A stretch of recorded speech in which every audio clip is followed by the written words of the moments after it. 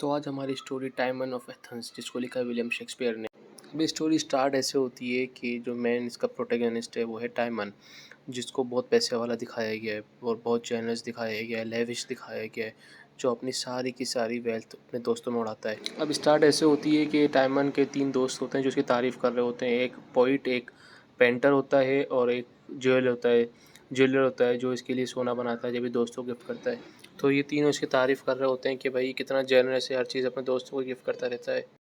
और फिर इसी सीन के साथ एक अगला सीन ये होता है कि ये अपने एक दोस्त का कर्ज़ा उतारता है, जो इसके पास आके बोलता है भाई मेरे पास पैसे नहीं है, क्या तुम मेरा कर्ज़ा उतार दोगे? तो ये टाइमन उसको बहुत सारे पैसे दे देता है ताकि वो अपना कर्ज़ा उतार सके और उसको वहाँ से फिर रवाना कर देता है।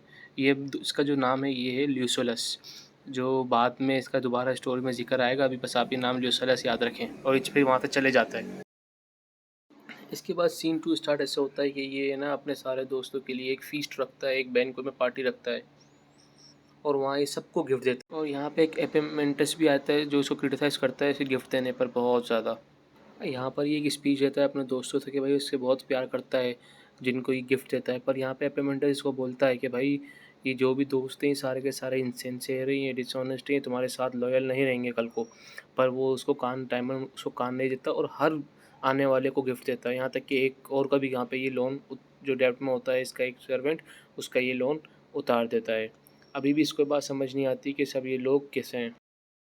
यहाँ से हमारा होगा एक्ट 2 स्टार्ट, जब इसके पास इसका फ्रेंड टाइमन का सर्वेंट आएगा और फ्लेवियस है ये आएगा, बोलेगा भाई कि अब हम पैसों में आउट होते जा और जल्द हम जो है वो बैंकरप्ट होने वाले हैं और तुम यहाँ पैसे सारे अपने ख़त्म कर दोगे और फाइनेंशियल रुइन का शिकार हो जाओगे। पर वो उसकी बात सुनता है और नज़रअंदाज कर देता है और उसको ये अंदाज़ा नहीं होता जो फ्लेवियस इसको बात कह रहा है ये सच बात है, वो उसको कान नहीं देता।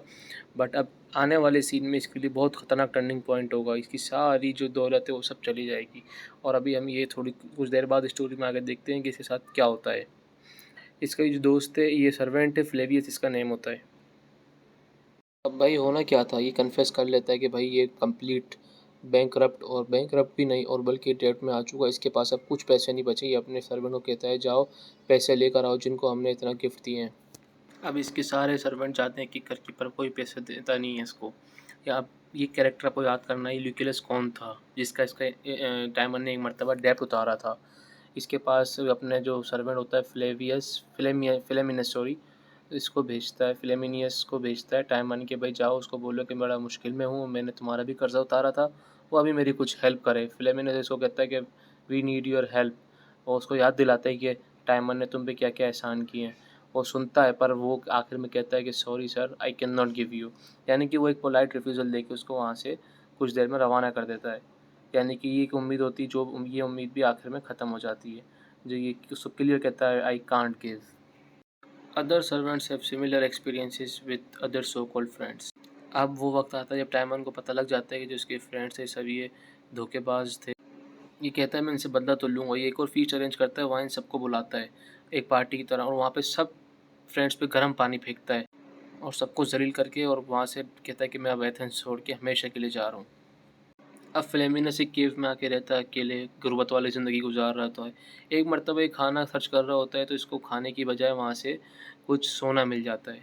अब ये सोना इसके लिए दोबारा ज़िंदगी में ट्विस्ट लाएगा पर दूसरे सेंस में कि वो कैसे। अब आता है एल्सिबियाडिस भी कहते हैं इसको। अच्छा ये कौन है, ये एक जनरल था जो एथन आर्मी में था, पर ये बैन हो जाता है क्यों, क्योंकि ये खिलाफ हो जाता है किससे, जब इसके एक दोस्त को है ना खामा खा मारा जाता है तो उस वक्त ये प्रोटेस्ट करता है और इसको एग्ज़ाइल कर दिया जाता है, इसके एथन की आर्मी से निकाल दिया जाता है।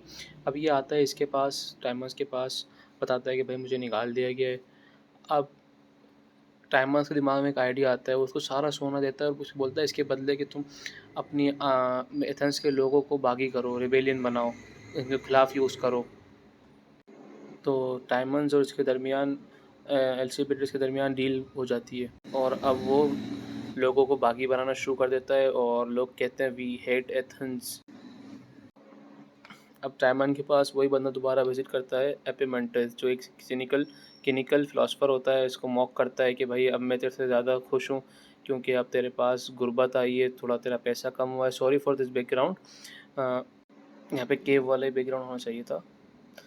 टाइमन मजीद जो है ह्यूमैनिटी को कर्ज करता है और कहता है आई हेट ह्यूमंस। अब इसके दिल में इंसानों के लिए बहुत नफ़रत पैदा हो गई है, बस ये जीना ही नहीं चाहता और ये चाहता है कि जो इंसान है सब अब क्या होता है, टाइमन्स को इसका जो एक सर्वेंट होता है फ्लेवियस, जो इसका सच्चा होता है, वो इस टाइमन्स को ढूंढ लेता है और कहता है कि भाई वेयर वर यू, और तुम अब वापसी चलो, तुम्हें वापसी चलना चाहिए मेरे साथ। फ्लेवियस आता है इसके पास, वो कहता है my Lord you shall return, but वो डिनाई कर देता है क्योंकि वो अब ह्यूमैनिटी को कर्ज करता है और उसको भी वहाँ पे जाने को वो कह देता है। मीनवाइल जो एलसीबीडी से वो आर्मी को लीड कर रहा होता है एथेंस के खिलाफ, और वो गेट में दाखिल होने ही वाला होता है। तो अब यहाँ पे क्या होता है, the senator of Athens try to make peace, और इसी में खबर आ जाती है कि भाई ये जो है हमारा टाइमन ये अब मर चुका है, इंसानियत को कोसते कोसते, गालियाँ बकते बकते, और वो अब एक एपिटाफ छोड़ते हैं। एपिटाफ कहते हैं जो कब्र के पास पत्थर होता है ना, उस पर अगर कोई अपने लिए कुछ लिख के छोड़ता है तो, या कोई लिख के जाता है उसकी लिखी हुई बात, उसको हम एपिटाफ कहते हैं। अब यहाँ पे क्या लिखा होता है कि here lies a wretched corse of wretched soul bereft, seek not my name a plague consume you wicked caitiffs left. अब यहाँ पे कहता है कि यहाँ पे जो कब्र है किसकी है, ये एक बेचारे आदमी की है, बेचारी लाश है जो महरूम रही इंसानियत की मोहब्बत से। और वो कहता है कि अब तुम लोग मेरा नाम ना लो जो मेरी कब्र पर हो, तुम्हें कोई प्लेग खा जाए, तुम्हें कोई प्लेग आ जाए, तुम्हें बद्दुआ देता है उनको कि तुम सबको कोई बीमारी आ जाए, जितने भी जिंदा बचे हो, बुज़दिल लोग और शरीर लोग बचे हो।